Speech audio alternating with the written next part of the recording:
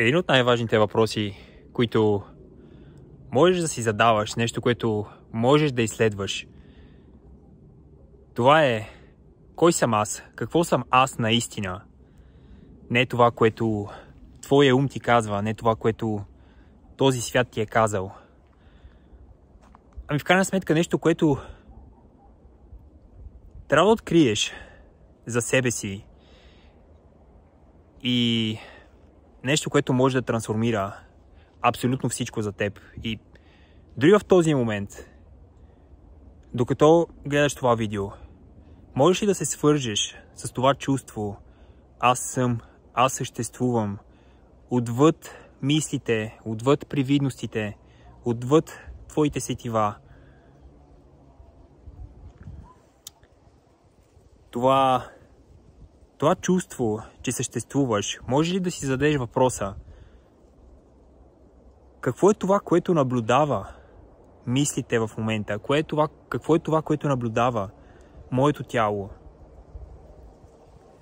И дори начинът, по който говорим, моето тяло, моите мисли, това са неща, които притежаваш, които преживяваш в момента, но това не си ти. И тук е големия въпрос, който мисля, че поради някаква причина пропускаме и не си задаваме. Кой съм аз? Какво съм аз в своята сърцевина? Какво съм аз наистина? И, както казах, това е упражнение, това е въпрос, това е търсене, което може да промени всичко за теб. И разбира се, нещо, което, както с всичко друго общо взето, трябва да бъдеш постоянна, трябва да бъдеш постоянен, трябва да си всеки ден сама в природата, да задаваш тези въпроси, да съзерцаваш. И най-вероятно това, до което ще стигнеш, и заключението, до което ще достигнеш, е, че и нещо, за което са говорили всички велики учители, нещо, за което се пише от хилядолетия наред във всички свещени книги, е, че ти си реалността. Всичко, което виждаш около теб, е твоя проекция. Ти си живота. Ти си Вселената. Ти си Бог, който буквално се преструва, че има това човешко преживяване. И това е капана, в който сме поставени. Казано ни е, че сме тези малки хора, че сме на планетата Земя, която изглежда по еди какъв си начин. Начинът, по който ти показват, че изглежда планетата, картата, която ти показват на планетата Земя, не е автентична, не е това, което планетата представлява, големината на континентите. Общо взето, това е една измислица, както повечето от нещата. И затова е толкова важно да тръгнеш, да търсиш истината в себе си и да ходиш в истината, както е и името на този канал. И всъщност това да се превърне в приоритет номер 1 за теб. Да откриеш твоята истина, да откриеш какво си наистина, да откриеш какво искаш наистина. Това е другия капан. Че някой друг ни е казал какво е успеха, какво би трябвало да желаем, какво би трябвало да желаеш, къде би трябвало да живееш, по какъв начин, от еди каква си възраст до еди каква си възраст трябва да правиш това, трябва да ходиш на училище, след това трябва да работиш, след това трябва да се пенсионираш, по това време трябва да имаш семейство, деца. И тук може би е втория най-важен въпрос: какво наистина желая? Какво наистина желая да преживея? Какво желая моята душа, моето сърце, към какво съм привлечена? Кои са преживяванията? И отново това, което ще откриеш, че най-вероятно това е коренно различно от това, което този свят ти казва.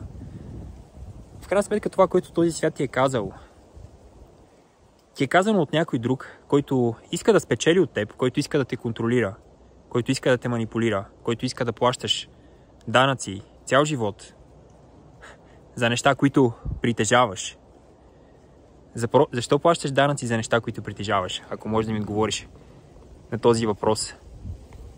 И защо всички го правят и никой не задава въпроси. Както и да е. И може би третия и последен въпрос, който наистина ще трансформира твоето ниво на осъзнаване. Начинът, по който гледаш на нещата. И третата, може би, най-голяма лъжа, програма, илюзия.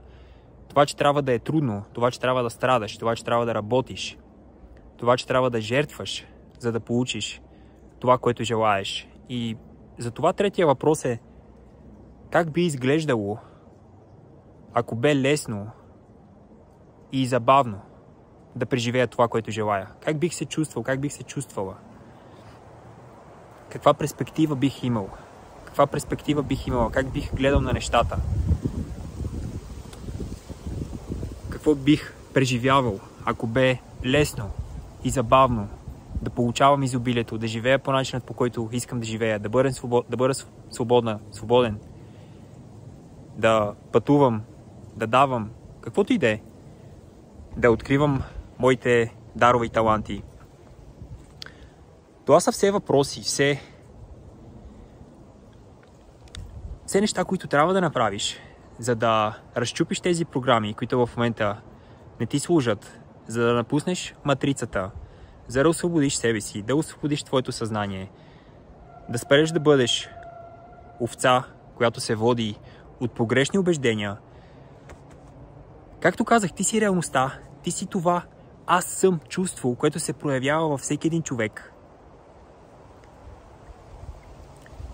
И в крайна сметка това, в което вярваш, начинът, по който виждаш себе си, етикетите, които си поставяш, определят реалността, която ще преживееш, защото ти и твоята реалност сте едно.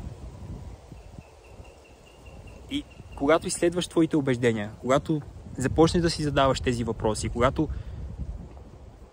започнеш да живееш по този осъзнат начин, тогава всичко се променя.